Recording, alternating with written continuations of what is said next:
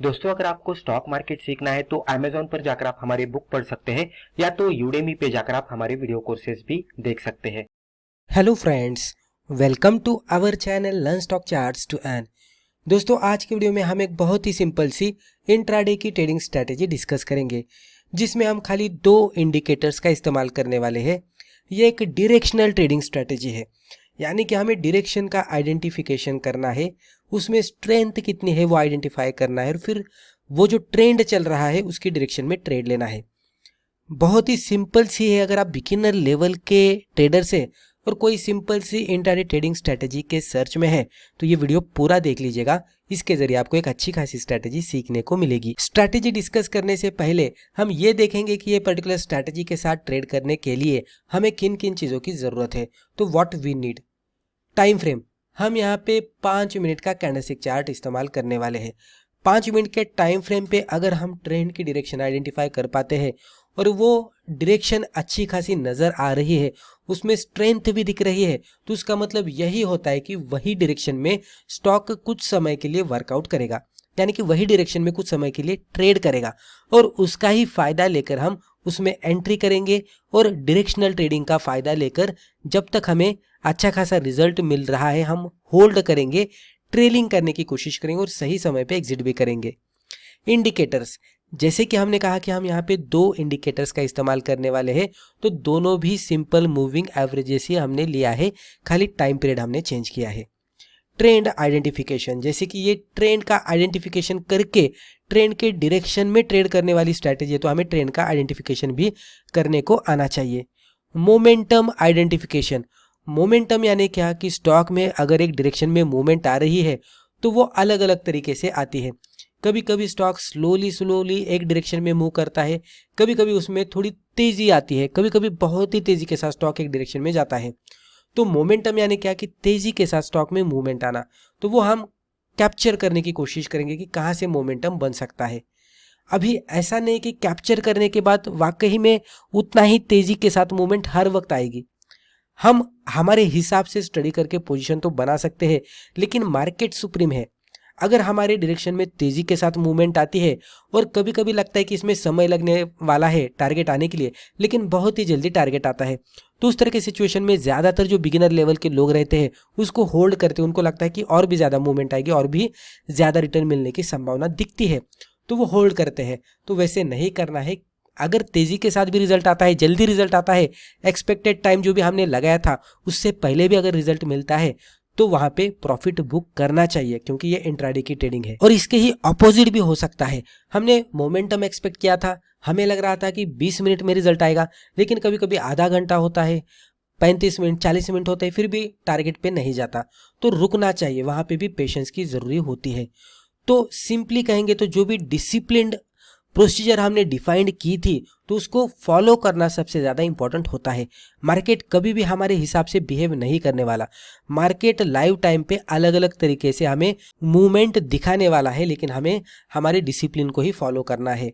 Market यानी कि किस तरह के सिक्योरिटी में हम ट्रेड करेंगे, तो हम यहाँ पे लिक्विड स्टॉक्स में ट्रेड करने वाले हैं, यानी कि ऐसा स्टॉक कि जिसमें हाई वॉल्यूम होना चाहिए। अब आप यहाँ पे टाइटल पे देख सकते हैं SMA 10 SMA 50 डायरेक्शनल ट्रेडिंग।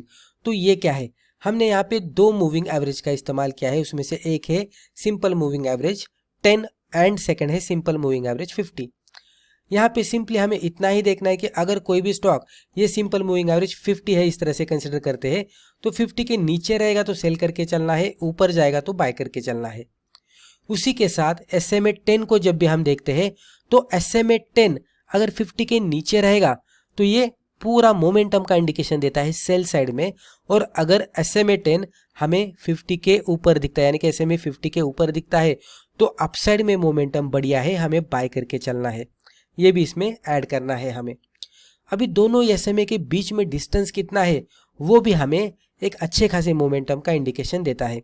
अगर ये डिस्टेंस छोटा होगा तो रिसेंटली मोमेंटम शुरू हुआ है, अगर ये मोमेंटम ज़्यादा है तो प्रीवियस कुछ समय से इसमें मोमेंटम चल रहा है।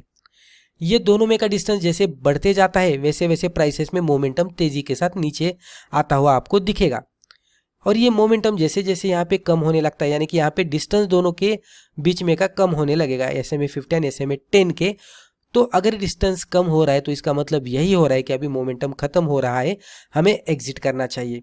ये मोमेंटम कभी कभी सिमिलर डे में खत्म हो सकता है या तो अगले दिन में भी खत्म हो सकता है।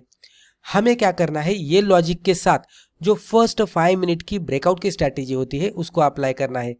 यानी कि मान लीजिए कि हमने पहले 5 मिनट का कैंडल इस तरह से प्रिपेयर होने दिया है, इसका हमें हाई लो मार्कआउट करके रखना है। अभी ये सिचुएशन में 5 मिनट की कैंडल प्रिपेयर होने के बाद हमें ये देखना है कि SMA 50 और SMA 10 का स्टेटस क्या है, बाई साइड में है या सेल साइड में है। उसके बाद कोई भी कैंडल आगे वाली ये 5 मिनट के लो को ब्रेक देती है या हाई को ब्रेकआउट देती है, वो हमें देखना है। मान लीजिए कि कोई कैंडल लो को इस तरह से ब्रेक डाउन देती है और क्लोजिंग बेसिस पे ब्रेक डाउन देती है, उसी टाइम पे हमें SMA 10 और SMA 50 दोनों भी देखना है, दोनों में का डिस्टेंस देखना है। अगर ये डिस्टेंस हमें बढ़िया दिखता है, इसका ब्रेकडाउन होता है, तो इसका मतलब यही हो रहा है कि अभी इसमें आगे जाकर तेजी के साथ निचले साइड में मूवमेंट आने वाली है। ये हम एक्सपेक्ट कर रहे हैं। वाकई ही में मार्केट उस तरह से बिहेव करेगा क्या नहीं हमको पता नहीं है, लेकिन हम हमारा टारगेट पे बने रहेंगे। 1:2 का जो भी टारगेट रहता है वहां तक, और उसी के साथ ट्रेलिंग भी इमीडिएट बेसिस पे शुरू करेंगे। तो कैंडल के लो के नीचे एंट्री, हाई के ऊपर स्टॉप लॉस और 1:2 का टारगेट विद ट्रेलिंग। तो इस तरह से करना है। अब एक एग्जाम्पल देखेंगे, आपको अच्छी तरह से समझ में आएगा। तो दोस्तों यहाँ पे आप देख सकते हैं एग्जाम्पल के तौर पर हमने 5 मिनट का कैंडलस्टिक चार्ट आपके सामने ओपन किया है। चार्ट पे हमने सिंपल मूविंग एवरेज 50 लिया है क्लोजिंग का, जो कि आपको ये ब्लैक कलर की लाइन में दिखेगा। उसी के साथ SMA 10 भी हमने लिया है रेड कलर के लाइन में, आपको ये इस तरह से दिखेगा। ये यहाँ से प्रीवियस वाला अगर आप देखते हैं तो ये प्रीवियस डे का चार्ट है, और ये कैंडल से करंट डे की इंट्राडे की ट्रेडिंग शुरू हुई है। अभी इसके अकॉर्डिंग हम देखते हैं, ये फर्स्ट 5 मिनट की कैंडल जैसे ही बनती है, हम इसका हाई और इसका लो इस तरह से मार्कआउट करके रखेंगे। हम इसके ब्रेकआउट का इंतजार करेंगे कि कौन से डायरेक्शन में ब्रेकआउट होता है। यहाँ पे अगर आप देखेंगे तो ये कैंडल ने निचले साइड में ब्रेकडाउन दिया, क्लियरली यहाँ पे ब्रेकडाउन होता हुआ दिखा है। उसी टाइम पे ये जो कैंडल क्लोज आउट दी है ब्रेकआउट देकर, तो उसी टाइम पे हम SMA 10 और SMA 50 का स्टेटस देखेंगे।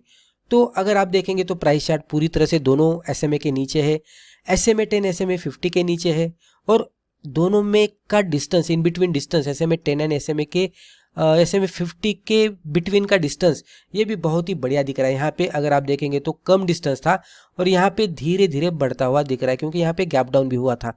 तो मोमेंटम जस्ट शुरू ही हुआ है, राइट। तो उसका फायदा लेकर हम यहाँ पे ट्रेड करने की कोशिश करेंगे। हमारे स्ट्रैटेजी के हिसाब से हम लो के नीचे एंट्री करेंगे, हाई के ऊपर स्टॉप लॉस लगाएंगे, सिंपली 1:2 का टारगेट हम एक्सपेक्ट करेंगे।